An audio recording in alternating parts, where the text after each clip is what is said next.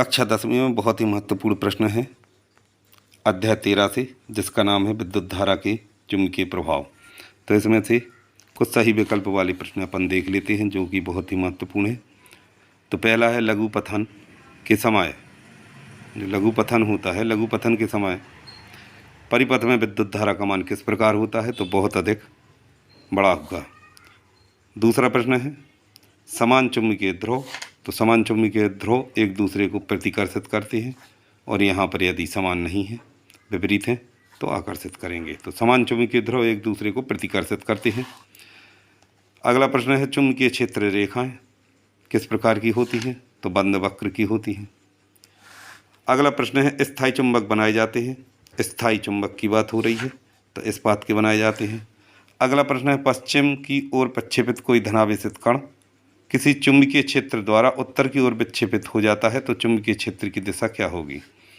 तो इसका सही उत्तर है ऊपरीमुखी। अगला प्रश्न है विद्युत धारा को उत्पन्न करने की युक्ति है। विद्युत धारा किससे उत्पन्न होती है? तो उत्तर है जनित्र। फिर अगला प्रश्न है लघुपथन के समय परिपथ में विद्युत धारा का मान तो बहुत अधिक बढ़ जाता है। फिर अगला प्रश्न है एक एसी जनित्र, यहाँ पर ध्यान देना है एसी जनित्र पहले लिखा हुआ है, एसी जनित्र को डीसी में बदलने की बात हो रही है। तो एक एसी जनित्र को डीसी जनित्र में बदलने के लिए प्रयुक्त होना चाहिए, तो इसका सही उत्तर है विभक्त वाले दिक् परिवर्तक। अगला प्रश्न है लघुपथन एवं अतिभारण से होने वाली हानि से उपकरणों को बचाने के लिए युक्ति है। तो 4 जो विकल्प होंगे इस प्रकार से, तो सही उत्तर है उसमें फ्यूज तार का प्रयोग। फ्यूज तार का प्रयोग करेंगे तो इसका सही आंसर होगा। अगला है विद्युत ऊर्जा को यांत्रिक ऊर्जा में बदलने की युक्ति है। यहाँ पर विद्युत ऊर्जा को यांत्रिक ऊर्जा में बदलना है, इसका उत्तर है मोटर। अगला प्रश्न है यांत्रिक ऊर्जा को विद्युत ऊर्जा में बदलने की युक्ति है। अब उसका उल्टा है यांत्रिक ऊर्जा को यहाँ पर विद्युत में बदलना है, तो जनित्र इसका सही उत्तर होगा। फिर किसी विद्युत धारावाही सीधी लंबी परिनालिका के भीतर चुंबकीय क्षेत्र किस प्रकार का होगा? तो इसका सही उत्तर है दोनों बिंदुओं पर, सभी बिंदुओं पर समान होगा, सभी बिंदुओं पर समान रहता है। अगला प्रश्न है उत्तर दिशा की ओर संकेत करने वाले चुंबक के ध्रुव को कहते हैं? उत्तरी ध्रुव कहते हैं। धारा के चुंबकीय प्रभाव की खोज किसने की? तो ऑर्स्टेड ने की। चुंबक के अंदर क्षेत्र रेखाएं होती है, बात यहाँ पर चुंबक के अंदर की हो रही है, इस पर ध्यान देना है। तो दक्षिण से उत्तर की ओर। अगला प्रश्न है चुंबकीय क्षेत्र की उपस्थिति का पता लगाने वाली युक्ति है। चुंबकीय क्षेत्र हम किससे पता लगाते हैं? तो उत्तर रहेगा दिक्सूची। घरेलू विद्युत परिपथ में सभी उपकरण संयोजित होते हैं, समांतर क्रम में संयोजित होते हैं। इस प्रकार से जी कुछ बहुत महत्वपूर्ण प्रश्न है।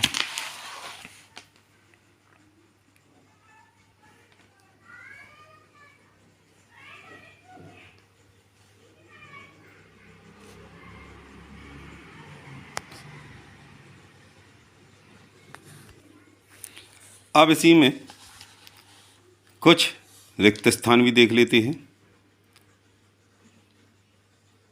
तांबे के तार की एक आयताकार कुंडली किसी चुंबकीय क्षेत्र में घूर्णी कर रही है। इस कुंडली में प्रेरित विद्युत धारा की दिशा खाली स्थान परिभ्रमण के बाद परिवर्तन होता है, तो यहाँ पर आएगा आधा। तांबे के तार की एक आयताकार कुंडली किसी चुंबकीय क्षेत्र में घूर्णी कर रही है। इस कुंडली में प्रेरित विद्युत धारा की दिशा में यहाँ पर आधे परिभ्रमण के बाद परिवर्तन होता है। दूसरा है धारावाही चालक तार से संबद्ध चुंबकीय क्षेत्र की दिशा ज्ञात करने हेतु यहाँ खाली स्थान नियम प्रयुक्त होता है? तो उत्तर रहेगा फ्लेमिंग का दक्षिण हस्त अंगुष्ठ नियम। तीसरा है धारावाही चालक पर चुंबकीय क्षेत्र में लगने वाला बल की दिशा खाली स्थान के नियम द्वारा ज्ञात की जाती है। फिर से देखिए, धारावाही चालक पर चुंबकीय क्षेत्र में लगने वाले बल की दिशा, तो बल की दिशा फ्लेमिंग के वाम हस्त नियम या लेफ्ट हैंड रूल के द्वारा पता लगाते हैं। अगला जो प्रश्न है, एक प्रबल चुंबक के उत्तरी ध्रुव को कुंडली की तरफ लाने पर कुंडली खाली स्थान दिशा में विद्युत धारा प्रेरित होती है। तो यहाँ खाली स्थान में आ जाएगा वामावर्त। यहाँ पर जो खाली स्थान है इसमें आ जाएगा वामावर्त। अब अगला है प्रबल चुंबक के उत्तरी ध्रुव को कुंडली से दूर ले जाने पर कुंडली में खाली स्थान दिशा में विद्युत धारा प्रेरित होगी। प्रबल चुंबक के उत्तरी ध्रुव को कुंडली से दूर ले जाने पर कुंडली में खाली स्थान दिशा में विद्युत धारा प्रेरित होगी। तो यहाँ पर आ जाएगा दक्षिणावर्त। यहाँ पर आ जाएगा दक्षिणावर्त। अगला प्रश्न है, चुंबक को स्थिर रखकर कुंडली में सापेक्ष गति करने पर कुंडली में प्रेरित, यहाँ पर जो खाली स्थान है, प्रेरित होगी। फिर से देखते हैं, चुंबक को स्थिर रखकर कुंडली में सापेक्ष गति करने पर कुंडली में खाली स्थान प्रेरित होगी। तो इसका जो उत्तर है, विद्युत धारा यहाँ पर प्रेरित होगी। तो यहाँ पर जो उत्तर आएगा वो आएगा विद्युत धारा। विद्युत धारा प्रेरित होगी। अब फिर देखते हैं, घरेलू विद्युत परिपथ में अतिभारण से बचाव के लिए विद्युत के गर्म तारों के साथ उपयुक्त खाली स्थान लगाना चाहिए। तो यहाँ पर उत्तर आ जाएगा कि फ्यूज लगाना चाहिए। जब धारावाही चालक चुंबकीय क्षेत्र के लंबवत होता है तो उस पर आरोपित बल खाली स्थान होता है। तो उस पर यहाँ पर आ जाएगा अधिकतम, आरोपित बल अधिकतम होता है। पृथ्वी के चुंबकीय क्षेत्र में खींची गई क्षेत्र रेखाएं परस्पर खाली स्थान होती हैं। तो बात पृथ्वी की हो रही है, तो समांतर होती हैं। पृथ्वी के चुंबकीय क्षेत्र में खींची गई क्षेत्र रेखाएं परस्पर समांतर है। यहाँ पर आ जाएगा समांतर।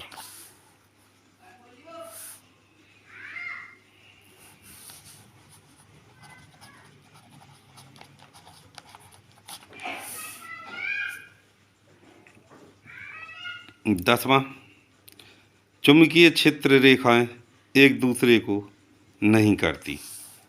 तो क्या नहीं करती हैं? प्रतिच्छेद नहीं करती। चुंबकीय क्षेत्र रेखाएं एक दूसरे को नहीं करती, एक दूसरे को प्रतिच्छेद नहीं करती। वह धारा जिसके प्रवाह की दिशा समय के साथ बदलती रहती है खाली स्थान धारा कहलाती है। वह धारा जिसके प्रवाह की दिशा समय के साथ बदलती रहती है खाली स्थान धारा कहलाती है। तो इसका आंतर होगा प्रत्यावर्ती।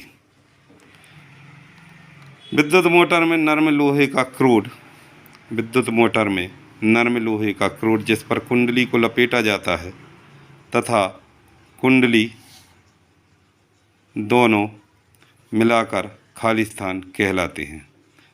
ये विद्युत मोटर है जो, उसमें नरम लोहे का क्रोड जिस पर कुंडली को लपेटा जाता है तथा कुंडली दोनों को मिलाकर खाली स्थान कहा जाता है। तो इसको दोनों को मिलाकर कहा जाता है आर्मेचर।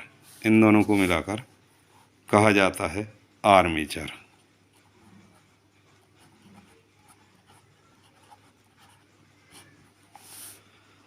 एक दिशक धारा को खाली स्थान कहते हैं। तो एक दिशक जो धारा होती है, एक दिशक धारा को दिष्ट धारा कहते हैं।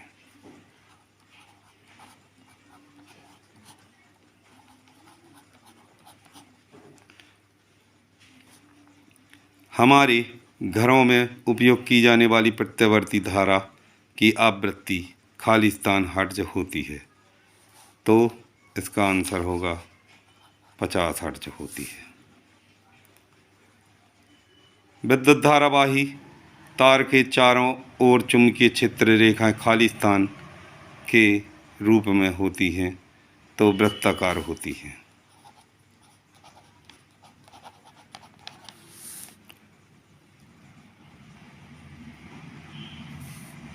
विद्युत मोटर